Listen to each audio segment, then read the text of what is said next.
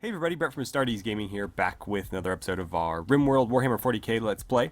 So, the Bionic Eldar have elected to test our defenses, and we're going to need to set up some sort of, counterattack pretty quickly here in order to head these guys off before they hit us at our base. So, we're going to do that pretty much immediately just to ensure that we don't get caught off guard. But there's a couple of other things I'd like to fill you guys in on when we get a chance. So let's start calling people up. Luckily, we're running in the direction of whatever pillboxes we've completed, which fortunately is only two. Well, two and two halves or something to that effect. But we also have our helmets stockpiled here, so we're going to want to grab those as well. Zima is already out here. She just finished crafting a prosthetic foot. She was about to go turn that into a bionic foot, of course, at the end of last episode. Virya was supposed to get her new bionic foot. Unfortunately, Halleck did something, and all of a sudden, she just got, completely mangled. And she's recovering pretty well. Most of the really significant injuries have become much more tame. No infections or anything. She looks like she's going to make a full recovery, but she's not taking it very well. She did have a minor mental break, and she is, or she was, on a smoke leaf binge. That seems to have kind of calmed the pain for her. She may have taken some of this Paradigm as well. I don't remember where that came from, but anyways, the pain levels have dropped, and so she seems to be doing a little bit better. But she won't be helping us in this fight, unfortunately. Anyways, Zima was out here about to make her a new bionic foot. But now we have something a little bit more pressing. So, let's see. I need you to run and grab a helmet. And then once you're done with that, let's set you up, right here? Well, you know what? Do that first. Bragg, where are you at? You're outside. Oh, perfect. Okay. Let's have you run and grab a helmet, too. You're kind of important, so we want to make sure your head's protected. Mirage, I'm always unsure what to do with you because I can't exactly charge you into the enemy. You'll probably get shot up really badly. So I might just keep you in reserve in case they get past our defenses and we need to, fight them hand to hand. Murgo, let's make sure we get you into cover. Maybe here or something. Graith, we're going to want to get you over there as well. She's currently planting... Let's see, Graith, can I get you in cover there? I'm just worried about shooting over people, but with a sniper rifle, I think she'll be okay. She's currently planting our hops. We finished our brewing research. I queued up some fermenting barrels in here. They haven't been built yet, but we're just going to drop them there for now. And this whole area is going to be hops, with a little walkway in between to get to the generator if necessary. Not that they can't just walk right over it, but I felt like that wasn't very realistic. So, yeah, this is all going to be hops. That might change. It might end up half being hops, because this is going to need to move right here. I don't want anything planted right in front of our main doorway. So the Devil Strand is going to get moved eventually, and these trees are going to get moved eventually, but that's down the road. Alright, Halleck, we don't pull you into combat because you are too valuable as a doctor, although after last episode I'm not so sure. Remy, as much as I'd like you to finish that armor, you're not going to finish it before this fight starts. So I need you to, let's see, we want to install this. Let's drop it in right there. And I'm going to have him do it, since he's standing right next to it. So yeah, prioritize that. He should grab it and run out there, and then we'll catch him before he goes back in and, set him up in cover somewhere. Let's see. Citra, I'm going to put you there. Clinton, where are you at? Let's draft you and start hustling this way. I don't know how far or how close you're going to make it. So... I don't know. I guess run up to there for now. Even if the fighting is started, he should be able to get to there safely. Skinner is asleep. That's going to need to change. I hate waking him up, but, what can you do? Let's put you there. And then you're cooking. I might leave you cooking for a while, because I have a lot of people that are capable fighters. So I might not need everybody, especially with that machine gun, but we'll certainly find out. Let's get you over here or something. I need to worry about friendly fire. I don't know, we're running out of spaces, aren't we? So you get there, Graith, you're already on the move, and you can't fight. Okay, so I think that's everybody. Let's get the clock moving. And Bragg, as soon as you grab that helmet, we're going to get you set up. Bingo, okay. No, I need you moving to... I guess that's fine. Who's moving to there? Was that Azarin? Yeah, you know what? You go there, because Bragg's gun is a little bit shorter range than everybody else. Zima, once you're done with that, we'll get you right next to him. And then Remy will set up somewhere in the vicinity as well. They're actually going to continue working on this, which is good. Oh man, they came right after us, didn't they? So we're going to have some defenses being built as we fight, which will be interesting. Citra, you're coming. Skinner's on the way. Remy's out on his way out here with the machine gun. So their melee troops decided to rush us, which is not a great choice there. So they're done. That Hellgun just ripped right through him. Which leaves them with... I mean, they still have quite a few people. We're dealing with... Let's see... So, 5, 10 still? I'm curious. Oh, that's a rock. That's not Murgo. Cryo sleep, fire, melee to death. So, no, we cannot take these guys captive. Kind of a shame. It would be nice to have some Xenos prisoners that we could put to work. I wouldn't recruit them. That would be way too far, but... yeah, I mean, it'd be nice to, again, take them captive and force them to work or something. Although with the lore now, the Eldar and humans are basically allies. But, you know, whatever. So here they come. These guys are Guardians. They've got shuriken pistols. I'm sure they have a variety of weapons. There's another one dead. Our firing line's doing pretty well. Graith, I'm nervous about you shooting over people, so why don't you move to there. And Remy, as soon as you're done with that, you're going to man it. Oh, they're fleeing already. Wow. Eldar cowards. We only killed a handful more. Like, these guys are still untouched. I guess we did kill everybody that had a helmet on, so all the Guardians are down. Except for the ones that are still dying. We're going to stay on them, though. Let's see, already constructing. As soon as it's finished, jump on it, although they might be out of range at that point. You guys keep firing as they flee. There's another one dead. Let's see, Skinner, run up to there. Citra, push up. Azarin, push up. Bragg, I'm going to have you go about your business because your gun's not very long range. Zima, what's the range on your Hellgun? 31. That's not... Well, I guess that's as bad as the auto gun. So you can go back to what you're doing. And Murgo, let's get you up there as well. We're going to set up here and hopefully be in range to shoot them a bit more before they leave. I don't know that the machine gun is going to get down and then in use in time. He's also turning it the wrong direction, which is not very good. Graith, can you not hit them? Well, we'll see. Come on, guys. Run, run, run. Run and shoot. There's another one down. Can we get this one? No. Oh, there's one there. Not gonna get... Oh, we got that one. Okay. So, I think they're out of range again. Let's get you up to here. Murgo, move up. Azarin, move up. I don't know why we're moving cover to cover. It really doesn't matter, but...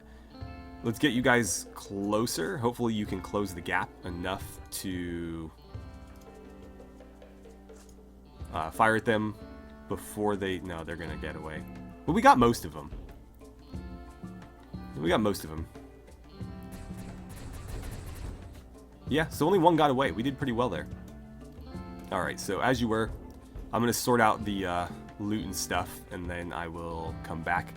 They did drop a lot of weapons, all of which we can use. I don't think we will. We'll probably end up selling them. But I am curious about their corpses, as well as their wounded. I don't know what we can do with them. if anything. So I'm going to play with that a little bit, and then I'll be back shortly.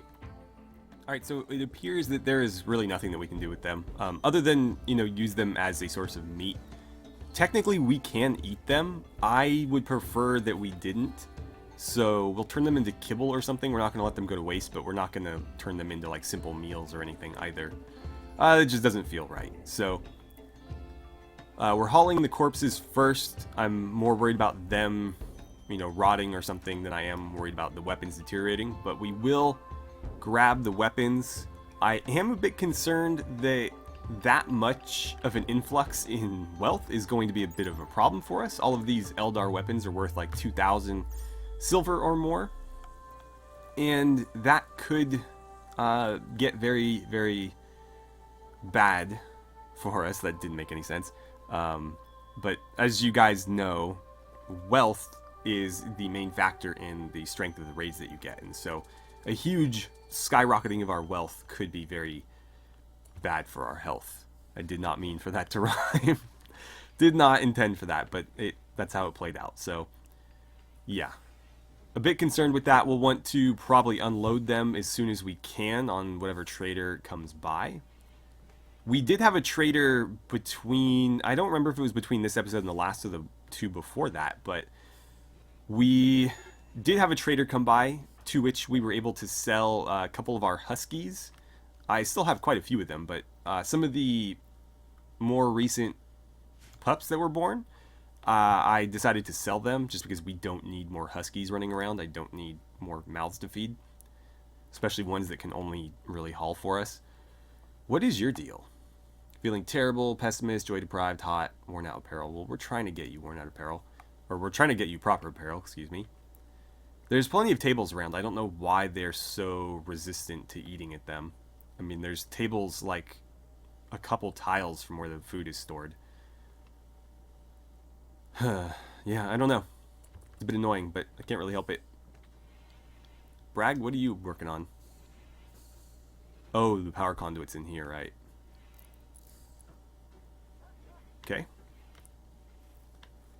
And let's see, we got a few of the corpses hauled in. We'll have to come back for a few more.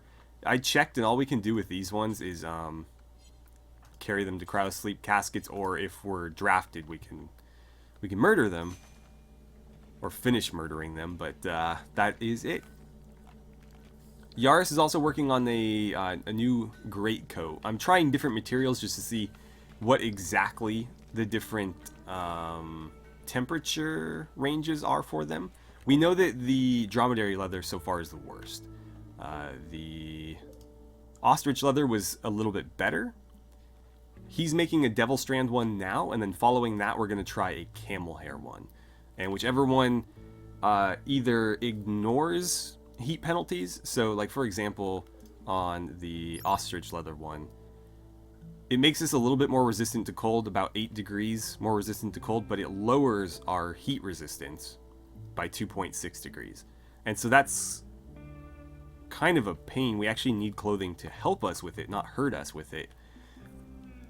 But if we can minimize that, preferably down to like 0, or obviously if we could get it to help, that would be the most ideal, but if not that, then 0.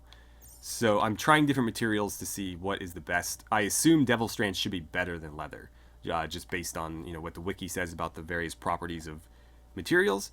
Camel hair, I would think that, you know, desert animals and stuff would have what's the word? Because this isn't like dromedary leather. We already have a dromedary leather one, and it's not very good. This one is, I think, the worst. Yeah. So this dromedary leather is worse than the ostrich leather, but camel hair I would think would help insulate, because obviously camels are pretty resilient in the desert, and so we'll see if the hair that we harvest from them will make us more resilient in the desert. But for now, he's doing devil strand, and we'll see how that works out. We'll probably sell any excess ones that are, you know, of materials that we don't really want to make use of. Do we really still have silver sitting out here? I guess that's probably for the best, because as soon as that gets moved to a stockpile, our wealth shoots up by 610, which actually isn't that much.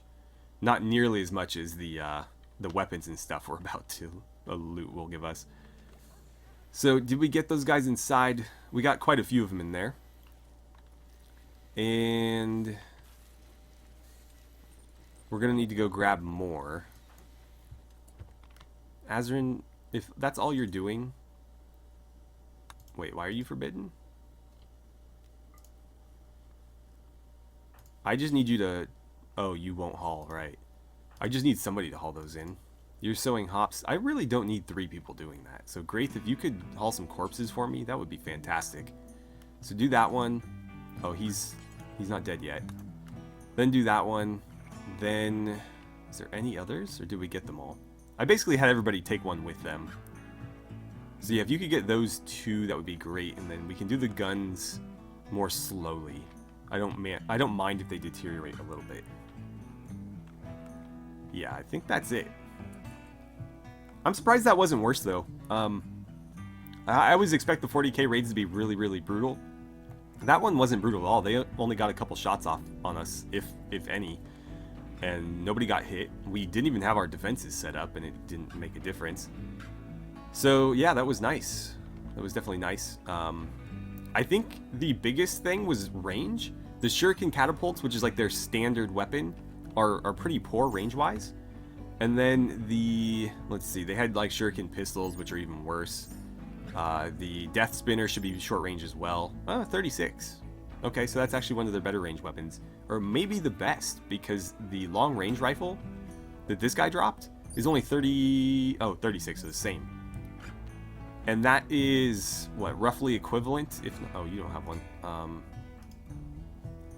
That is, I think, roughly equivalent to a las gun. Yeah.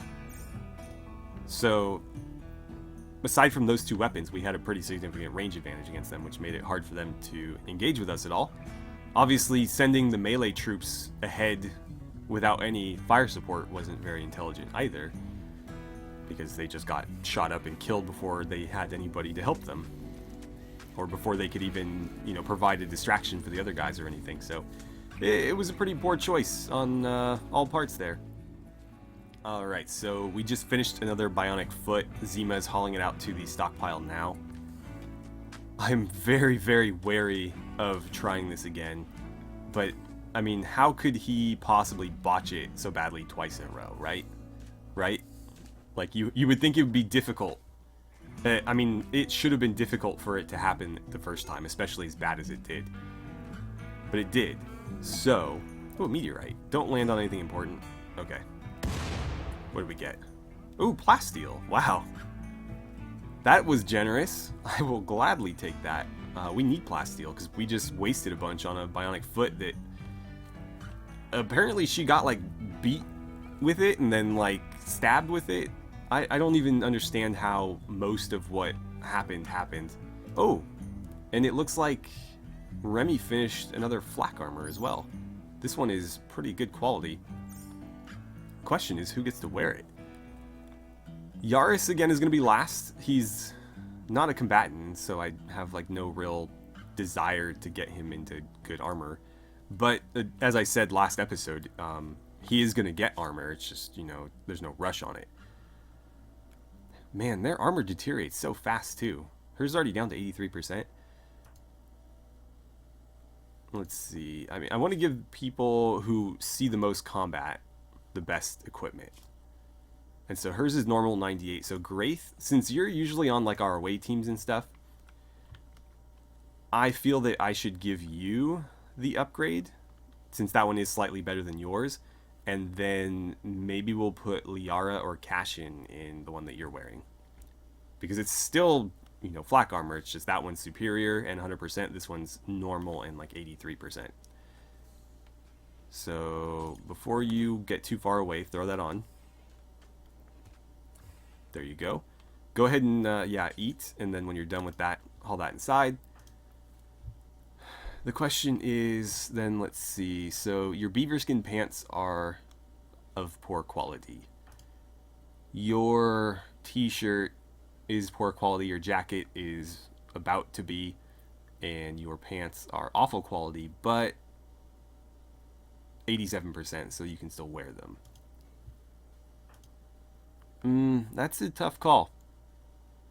Who's more likely to see combat? I mean, you're a better combatant, but you also are a doctor. So I think we'll go Liara first. Yeah. So Liara, whenever you are done with that meal, why don't you run out here and wear this? Looks like we finished the Devil Strand guard coat. Unfortunately, it's pretty crap quality. And let's see, insulation -4. So it's hard to say if it's up to the quality or the material here, but I would have thought that this would be better than leather, and yet it's actually worse than the ostrich leather. Very, very strange.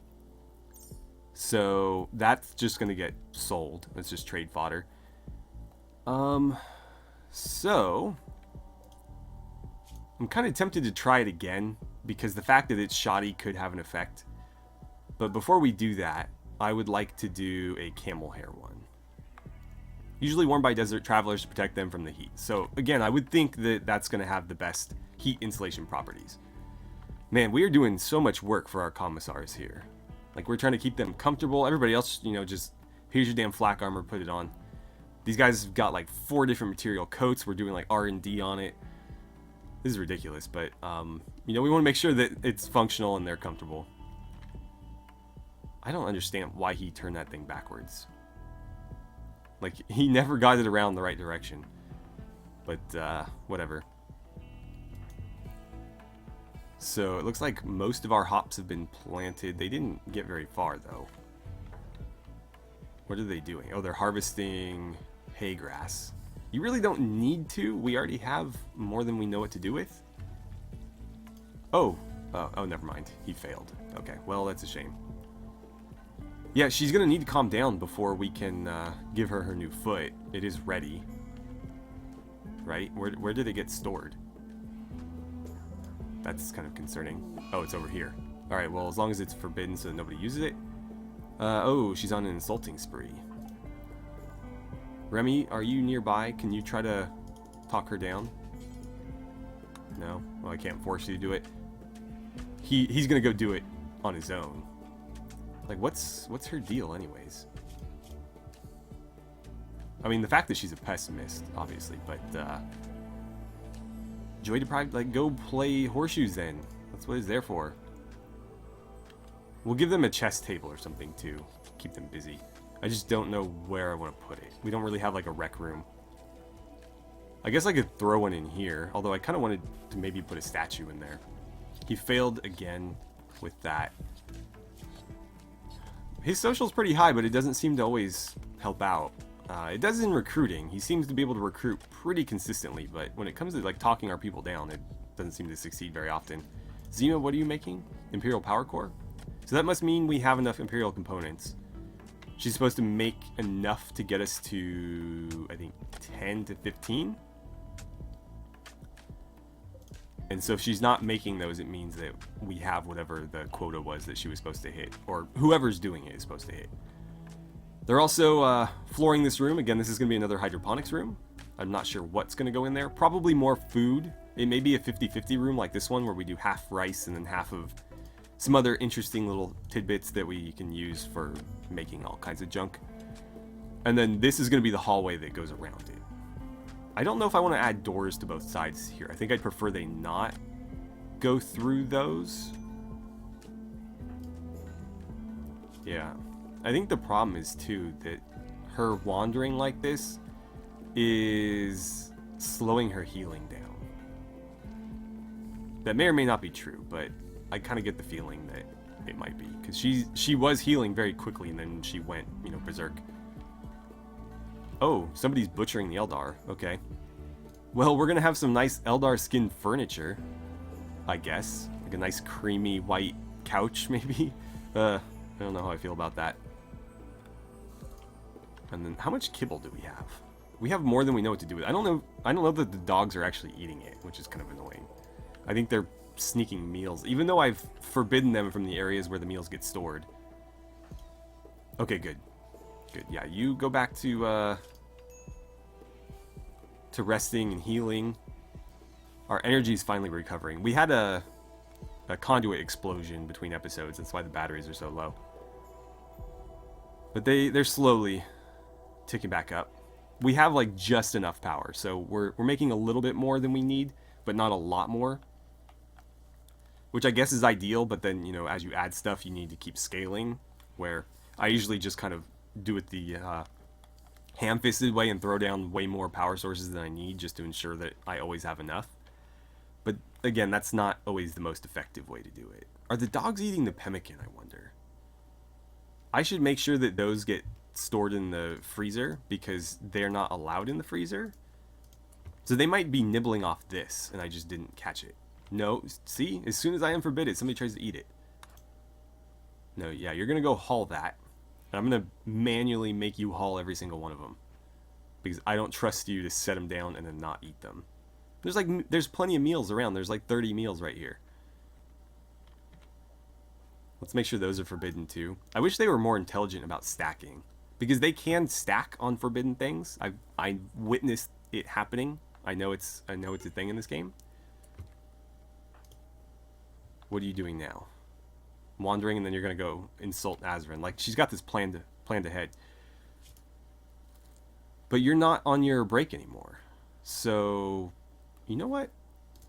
Since I can issue you orders now, where are they? There they are. Go smoke one of those, rather than insulting people, and that might mellow you out a little bit.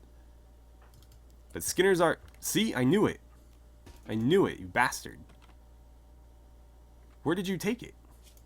Where did you put it? There's no way you got it over there. Didn't he pick up a stack of 75? Like, what happened to it? Alright. Haul. Don't you dare try to eat it. Maybe he dropped it out here or something. Yeah, right there. No, pemmican does not belong here. Foods. No pemmican. There's already a stockpile for kibble. I don't know what to do with chocolate. I'll just leave chocolate there for now. I don't really care. But, yeah, no pemmican allowed. Okay, let's try that again. What the hell? Alright, I don't think it's available here. So, yes, pemmican. It doesn't need to be refrigerated or frozen, but I can't keep people from eating it unless I put it in there. So, that's what we're going to have to do. And I have to literally watch them every second of this.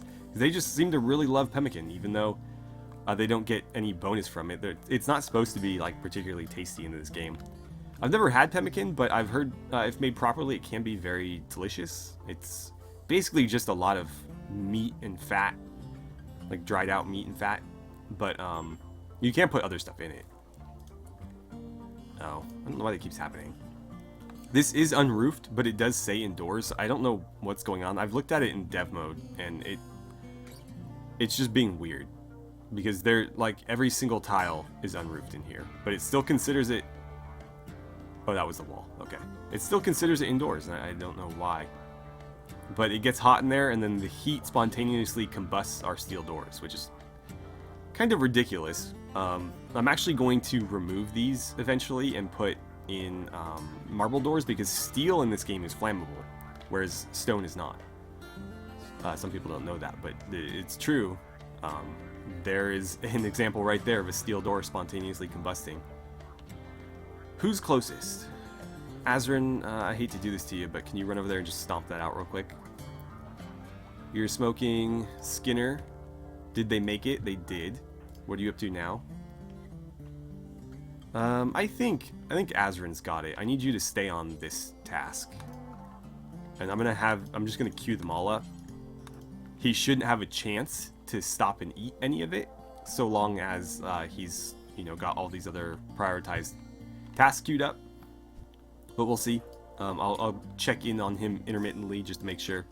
And then once they make it to the freezer, I'll forbid them so that nobody can, you know, eat them. Because we're trying to build up reserves so that if we need to go on a mission or whatever, we can send some pemmican with them. Because pemmican's supposed to be one of the more efficient foods in the game. So when we have the meat, I'm trying to get them to make pemmican, and then, you know, they can just eat simple meals. It's fine. They don't get a bonus from it, but whatever. Let's better than nutrient paste. Apparently Cashin was hauling some as well. I don't know where she got that from. Alright guys, so construction on the front line of fortifications is coming along pretty well. We've got some sandbags down. A few of the pillboxes have been finished. Chain link fences between them, you know, all that good stuff. I'm also running conduits from this line of conduit here. Again, it connects the geothermal generator to our grid. I've decided to branch it off, and I'm going to run it all along the line here under the sandbags and through these so that I can give them at least a little bit of light. My reasoning there is if we're attacked at night or something, or, I mean, even during the day, because these do have roofs on them, if we're in the dark, we do take an accuracy penalty. So if I give them some light in there, then we should be able to ignore that penalty. And at night, it may even give us an advantage because the enemy will be, you know, out here in the dark where there's, you know, no light or anything, but we'll be inside here where we have plenty of light. So we'll see if that works to our favor. You know, I'm not sure. But anyways, we're going to leave it here for today, and I'm going to try to get some more of this done off camera. So thank you guys so much for watching. I had a great time playing some RimWorld with you, and I look forward to seeing you guys back here for the next episode.